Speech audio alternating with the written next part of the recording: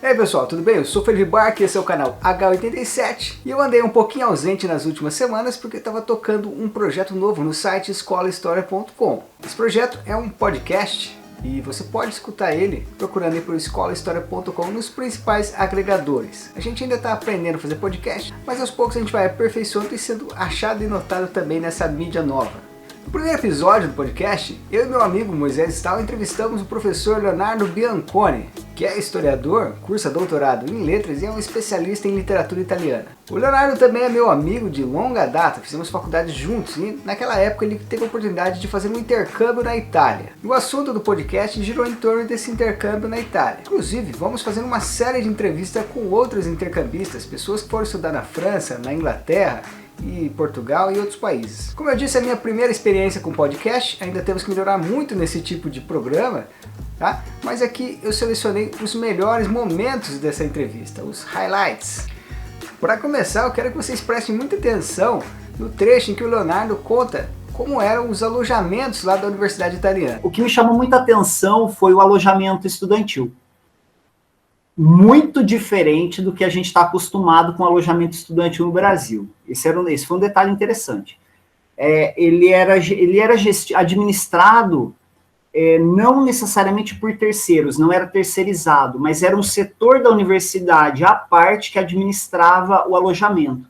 E dentro do alojamento eu tinha telefone no quarto, eu tinha roupa de cama trocada uma vez por semana, tinha faxineira que passava lá dentro, tinha ambiente para estudar, não tinha cozinha, a gente tinha a mensa, que se chamava mensa, o refeitório, embaixo dos alojamentos. E me chamou muito a atenção toda aquela estrutura habitacional para estudante, e o quanto essa estrutura realmente contribuía para a vivência daqueles jovens que estavam ali, contribuía para o estudo, contribuía para viver a cidade de um certo modo, né? Então, assim, a moradia ali me chamou a atenção. É interessante a gente notar que nunca é fácil ir para um outro país, sobretudo ir para estudar. Olha só o que o Leonardo contou sobre a primeira semana dele lá. Eu percebi que eu tinha muita coisa para viver na Itália, que eu não podia ficar só dentro da universidade. Eu lembro que eu cheguei lá matriculado em 6 disciplinas. Eu assisti a primeira disciplina e pensei comigo, isso não vai dar certo. Porque eu não entendi, primeira coisa que eu não entendi absolutamente nada do que a professora falou lá na frente. Saindo dessa aula, eu pensei, não, 6 disciplinas desse jeito não vai dar certo. Isso não vai terminar bem. Eu conheço o final dessa história. Sobre a vida acadêmica em geral, as diferenças entre a universidade italiana e a universidade brasileira, o Leonardo disse isso aqui, ó. A dinâmica acadêmica na Itália é muito diferente da brasileira, muito diferente, realmente diferente. Quanto à questão da carga horária, é muito parecido, ela funciona por sistema de créditos também. A graduação na Itália, ela dura 3 anos, se chama triennale, e depois você faz mais 2 anos de especialística, que você... Aí você faz uma espécie de dissertação de mestrado. É bem próximo do nosso formato de mestrado, porque duram 2 anos e você trabalha um tema específico. E você termina com uma dissertação também. Inclusive, o Brasil valida a especialística como mestrado. Os cursos de humanas, letras e artes, eles não têm mais frequência obrigatória. Eles já não tinham na época, né? E pelo que se eu não me engano, aqui eu posso estar falando uma bobagem, mas eu acho que isso já era uma tradição italiana de pelo menos uns 30 ou 20 anos antes. Eu fui para lá em 2008, né, para deixar registrado quando eu fui, e lá a frequência, como eles... Na Itália não tem curso de graduação noturno, não tem um curso para trabalhador lá. Isso também é um detalhe importante, né, da gente dizer. A gente não tem um curso de graduação noturno que um trabalhador possa frequentar. É estudante em tempo integral.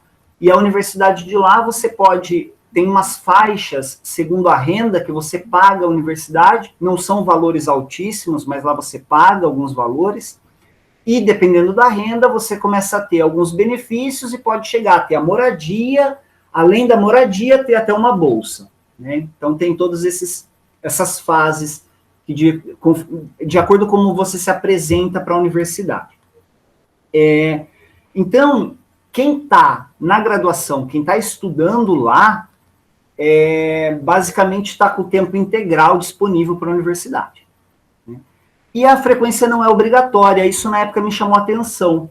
O fato de não ter frequência obrigatória funcionava assim, o aluno só tinha que ir lá e fazer o exame lá é oral, a prova é oral, é você na frente do professor, uns de 15 a 20 minutos, e a prova é baseada, não tem um tema a prova, pelo menos as disciplinas que eu fiz e as dos colegas que eu acompanhava. Você tinha que ler e praticamente quase decorar os livros que estavam no programa daquele professor. E muitas vezes as perguntas eram exatamente assim, verificação de leitura, quase no nível página tal, o que o autor fala sobre X coisa. Tinham exames nesse nível. E eu lembro que até quando eu fui fazer o meu exame, eu cheguei para a professora e falei assim, professora, eu li todos os livros do programa, mas eu não consigo me lembrar de detalhes. Aí a professora ainda na época falou, não, vamos fazer melhor, vamos falando, eu vou perguntando, você vai respondendo conforme você se sentir melhor. Então, essa é uma das diferenças gritantes. Frequência não obrigatória, e você só precisa ler os livros que estão na bibliografia do curso. Isso para quê? Eles fizeram isso para conseguir dar vaga para a universidade para todo mundo. No caso de letras, história, praticamente você faz a sua inscrição e começa a universidade. Né? Então você não tem a questão da vaga. E também tem um fato, se todos os alunos decidirem ir para a aula, não tem lugar para todo mundo. Não tem mesmo, não tem lugar para todo mundo. E funciona assim, dentro da sala de aula, a dinâmica é diferente da nossa. Eles lá é muito mais parecido com uma palestra. Eles estão mais habituados com o professor que fala e o aluno que escuta. As aulas geralmente eram assim. O professor pegava um dos livros que estavam na bibliografia, destrinchava o livro, falava o que queria falar, depois geralmente ele abria um pequeno espaço no final da aula para as pessoas participarem, geralmente tinha uma ou duas intervenções ali e a aula acabava por ali. Então, o seminário, esse tipo de trabalho, eu não cheguei a fazer nenhum e nem ver os colegas fazendo. O que eu via era o exame final da disciplina. Esse era o momento crucial ali, o momento de tensão, assim, e era realmente um momento de tensão. O Léo também falou sobre o italiano médio. No geral, a escolaridade do italiano é melhor do que a do brasileiro. Isso, pelo menos eu senti isso. O italiano, no geral, lê um pouco mais do que os brasileiros. Eles também têm os problemas deles em relação a público leitor, formação de público leitor, sem dúvida nenhuma. Eles não se livraram dessa questão, mas eu percebo que a formação deles é um pouco melhor nesse sentido. Também me relacionei com muito italiano médio que não era universitário, não acadêmico, trabalhador, operário, assim por diante. E esse pessoal tinha um domínio de certos conteúdos que me chamava atenção, né? Pelo menos ali sabia falar um pouco de Dante Alighieri, sabia falar um pouco de Italo Calvino, já tinha lido pelo menos um livro do Italo Calvino, conhecia até Paulo Coelho, já tinha lido alguma coisa de Paulo Coelho. O Paulo Coelho surge aqui só para dizer assim, é um leitor, né? Então eu estava falando com um leitor, um operário leitor, né? Essa experiência que ele teve aconteceu no ano de 2008 e ele passou 2 semestres na Universidade de Perugia, uma cidade que não é muito conhecida, mas que ele achou incrível. Eu vivi Perugia. Em que sentido eu vivi Perugia? Eu cheguei a ter amigos mendigos em Perugia. Eu conhecia todos. E eu saía para andar por Perugia para viver Perugia, porque eu não queria ter apenas uma experiência acadêmica. Eu tinha isso muito claro na minha cabeça. Eu não queria ter uma experiência só acadêmica.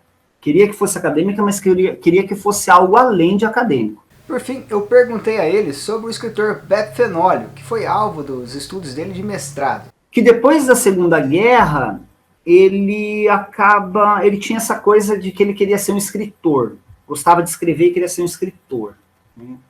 Um cara muito primoroso na escrita, mas também muito exigente consigo mesmo, então tinha muita dificuldade em relação à publicação.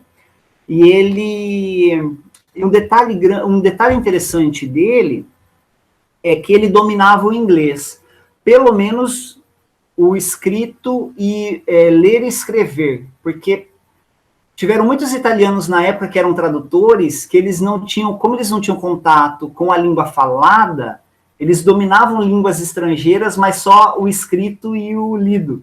É curioso isso também. E o Fenólio provavelmente era um caso parecido. E ele escrevia muito bem inglês.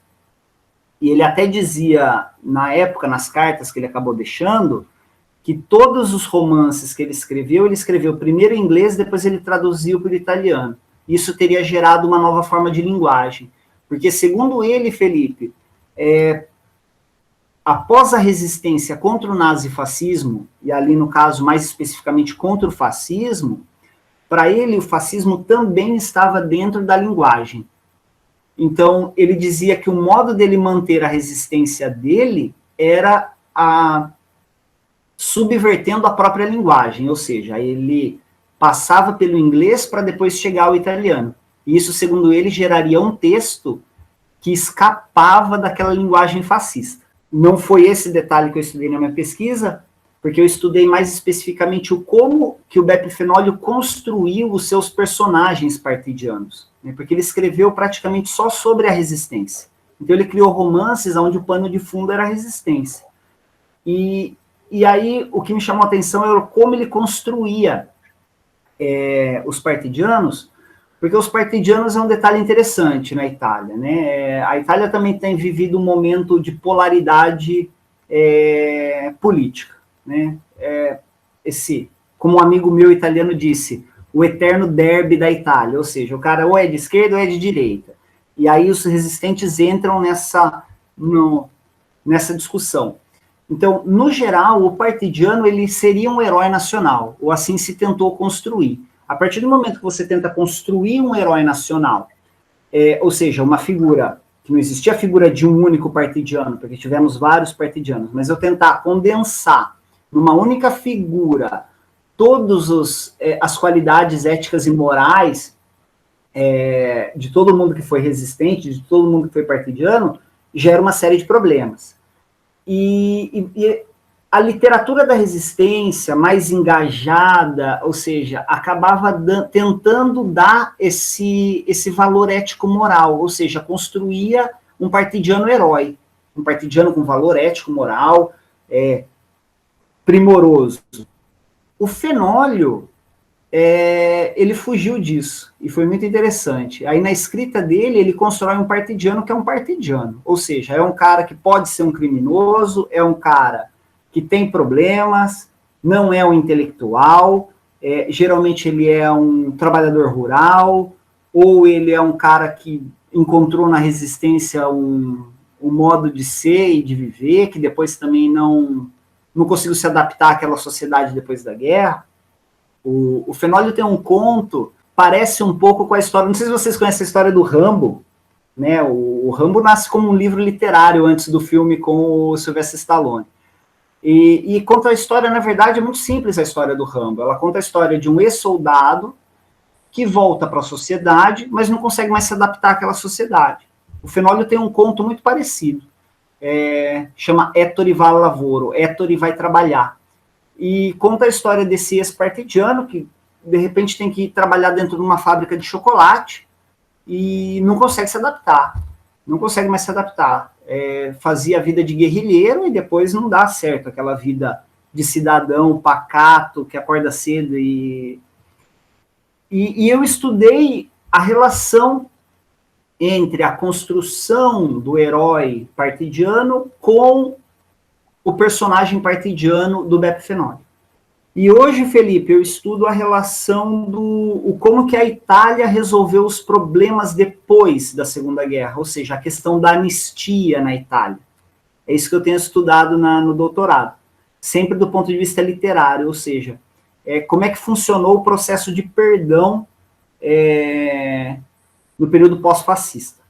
Como é que a Itália se reestruturou nesse sentido, né? O que ela fez depois do regime fascista para poder apaziguar, porque a guerra de resistência na Itália, ela é, antes de tudo, uma guerra civil. Né? São resistentes italianos combatendo os fascistas italianos.